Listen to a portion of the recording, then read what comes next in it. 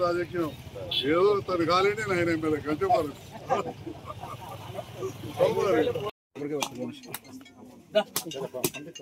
Phone చేయి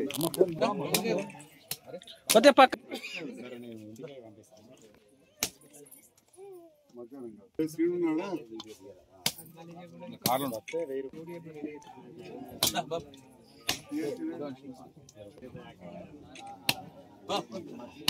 అడగలేవు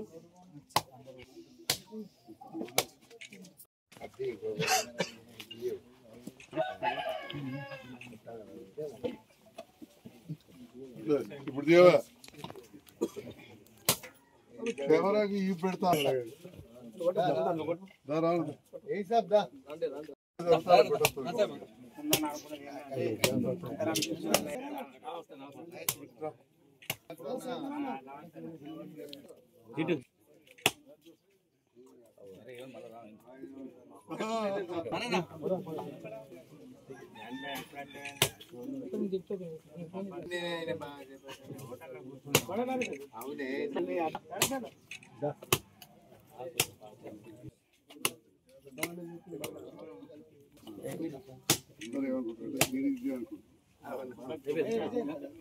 అదే అమ్మాయి నా దోస్తు బిడ్డ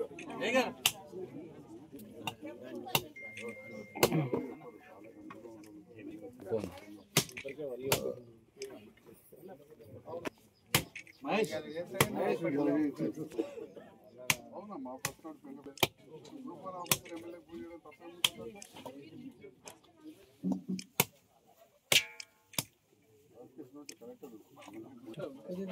సార్ ఓకే ఈ ఆగడ పెద్ద అవసరం రాజు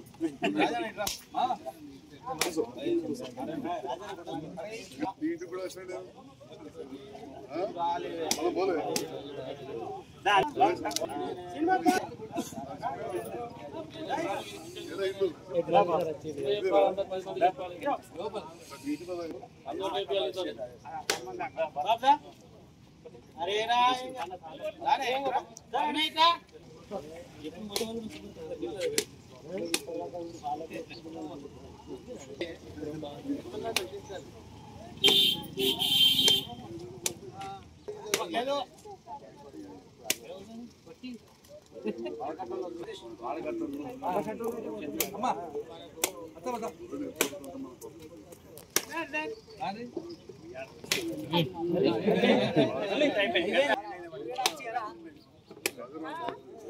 సార్ రావడదా సతీష్ గారు చూడు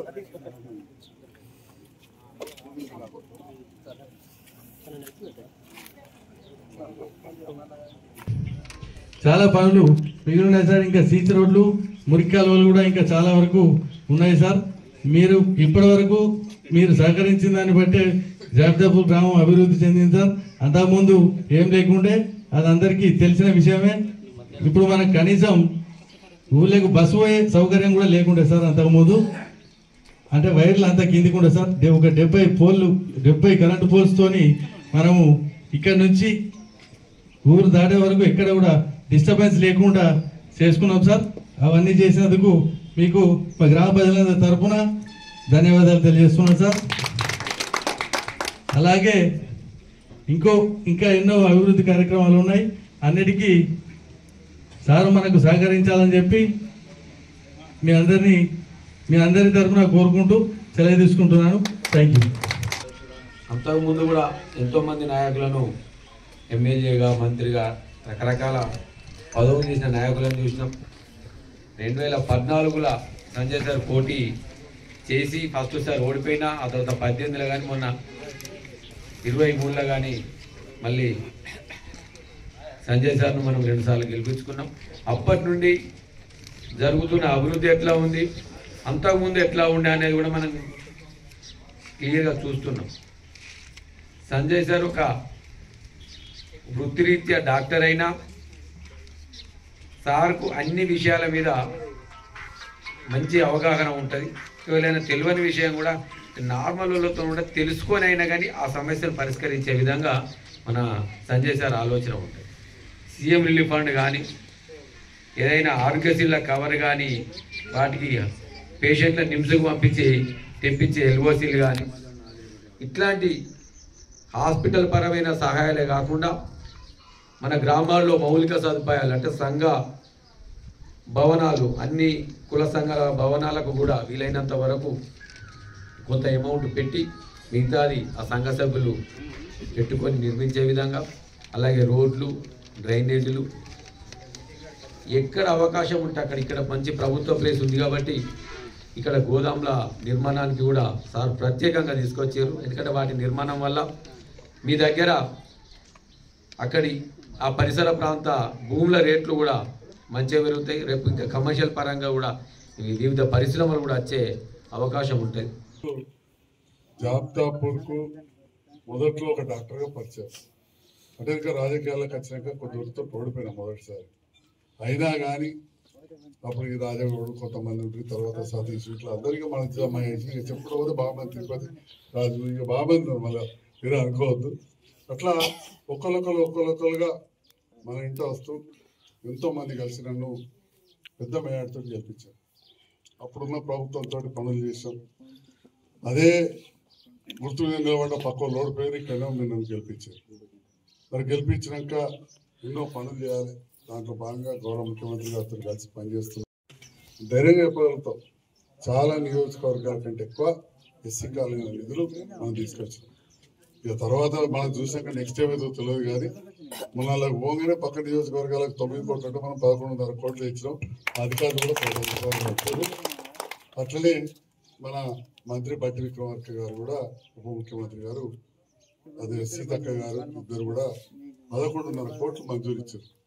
వాస్తవానికి మన గ్రామాలు తక్కువ ఉంటాయి, దళితవాడలు తక్కువ ఉంటాయి పక్క ఊళ్ళో కంటే. ఎందుకంటే మన జగిత్యాల పెద్ద టౌన్, దానికి వేరే వచ్చింది. అంటే ప్రతి ఊరు మీద తీస్తే మనకు మంచి వచ్చి, ఇట్లా మీరు ఏదైతే బలం ఇచ్చారో దాంతో తమ్ముడు చెప్పినట్టు ఎన్నో ఏళ్ళ కళ. కాని చెరువులకు నీళ్ళు కావాలి, ఇవాళ తుమ్ము పెట్టిన నీళ్ళు తెచ్చిన కొట్లాడుకుందు కేసులు అయినాయి. ఇలా లక్ష్మీపూర్ చెరువు కూడా నీళ్ళు ఉంటుంది దాంతో. మరి అట్లనే ఇంతకుముందు గోదావరి చెప్పారు, రాష్ట్రంలో ఏ నియోజకవర్గానికి ఎక్కువ గోదావరిలు వచ్చినాయంటే జగిత్యాలకు వచ్చినాయని చెప్తారు. అయితే మన దగ్గర కడితే మనకేం లాభం ఒకరిద్దరు రైతులు అడిగారు. ఇక అన్ని అందరికీ తెలియదు కదా, పెద్ద పెద్దలు తెలియకుండా ఏదో మాట్లాడవాడు. రోజు టీవీలో మీరు చూడనే వాడుతుంది, తెలిసి తెలియక ఎడబెట్టి ఇంత బురద దాదాలే వాడు కలుపుకోలే కదా వాళ్ళకి. అంతే నా అదే పరిమాణం పెట్టినా కదా. కిందరా ఉంటే మనకి ఏమవుతుందంటే రైతులు అలా నిల్వ చేసుకోవచ్చు, దాని మీద లోన్ వస్తుంది. ఎంత గోదాం ఫుల్లున్నా మన ప్రాంత రైతులకు ఖచ్చితంగా గోదాం ఇవ్వాల్సి. అంటే మనం ఏమైనా మిర్చి పండిస్తున్నాం లేదా పసుపు పండిస్తున్నాం, అలా పెట్టుకుంటే దాని మీద లోన్ వస్తుంది, తక్కువ మిత్తి వస్తుంది. మళ్ళా మిత్తి కూడా వ్యాపారస్తులు పెట్టిన దానికంటే రైతు పెట్టుకుంటే మిత్తి తక్కువ ఉంటుంది. గోదాంలో వస్తే నాకేం వచ్చిందని అనుకోలేదు.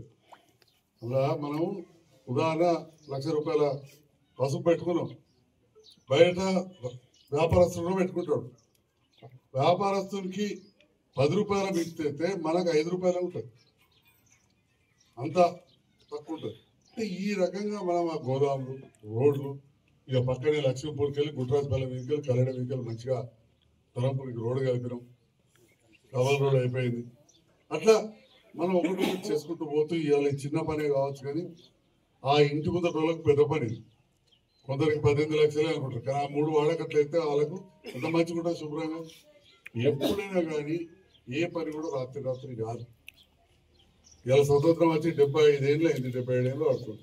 అయినా కానీ అన్నీ అనుకున్న తీసే కావు కదా, టైం పడుతుంది. కాబట్టి మీరు ఏదైతే నాకు అవకాశం ఇచ్చారో దానికి అనుగుణంగా ఇవాళ ఈ కార్యక్రమాలు చేస్తాం. జాబితాపూర్లో దాదాపు ప్రతి కుల సంఘానికి నిధులు ఇచ్చాం, సీసీ రోడ్లు వేసాం. మిషన్ భగీరథప్పుడు ఎన్ని ఇబ్బందులు ఉండే, అప్పుడు అడుగడుగునా దాని వెనకాల పని చేసుకుంటూ నేను కావచ్చు, సతీష్ కావచ్చు, ఇంకా మిగతా నాయకులు కావచ్చు, ఇలా నీళ్ళు వచ్చినట్టు చేసినాం. అలా చెరువు ఉండే వరకు మనం ముదిరాలు మంచిగా చేపలు వేసుకొని అమ్ముకుంటున్నాం. రైతులకు అంతకుముందు ఏదైతే రైతు బంధు ఇచ్చిందో మళ్ళా రేవంత్ రెడ్డి గారు 1000 రూపాయలు కల్పించాడు. మన 1000 రూపాయలు కల్పించాడు. మా గౌడనాలు ఉంటాడు తాడి చెట్ల మీదకి పడి పానాలు పోవద్దని చెప్పి మంచి మోకులు ఇచ్చారు, కాటమయ్యే కిట్లు. అది ఎవ్వరు కూడా తప్ప కట్టుకోవాలి. నేను మన మంత్రి పొన్నం ప్రభాకర్ గారి దగ్గర ఉన్న తాడి చెట్టు మీద పడేచ్చాడు. ఆ ఊర్లో మంచిది కట్టుకున్నాడా అంటే కట్టుకోదు. మరి కట్టుకోకపోతే తానేం చేయాలి? మొత్తం నడుంబాయే పెడబాయ కథం జీవితం కథం. కాటమయ్యే కిట్లు ఇచ్చారు గౌడనాలకు. అట్లనే చాలా మంది ఇక్కడ ఉన్నారు. నాకు తెలిసి వాళ్ళకి ఇప్పుడు కరెంట్ బిల్లు కడతలేదు. ఈ వాళ్ళని ఏసీలు పెట్టుకుని ఉంటే నేను చెప్పలేదు. ఫ్యాన్లు ట్యూబ్ లైట్ల మందం అయితే అసలు కరెంట్ బిల్లే లేదు. రోడ్డు బియ్యం తిందరు, ఇవాళ మంచిగా సన్న బియ్యం ఇస్తుండు రేవంత్ రెడ్డి గారు. అంటే ఈ రకంగా ఈ ప్రభుత్వం వచ్చాక కొత్త రేషన్ కార్డులు ఎంతమందికి ఇచ్చుడు. ఇప్పుడు ఇందిరా మిల్ల కార్యక్రమం దాదాపు 50 మందికి ఇల్లు మంజూరైనాయి. మరి మనం 10-15 ఏళ్ళకే చేయలేకపోయాం. ఇవాళ ఇల్లు మంజూరైనాయి. అలా కొందరికైతే ఇదే సెక్రటరీ గారు డబ్బులు ఎందుకు పడింది? 22 మందికి ₹1,00,000 చొప్పున వచ్చింది. మరి ఏమన్నా మనం చూసినాం? మరి దాన్ని ఇందిరామ రాజ్యం అంటారు.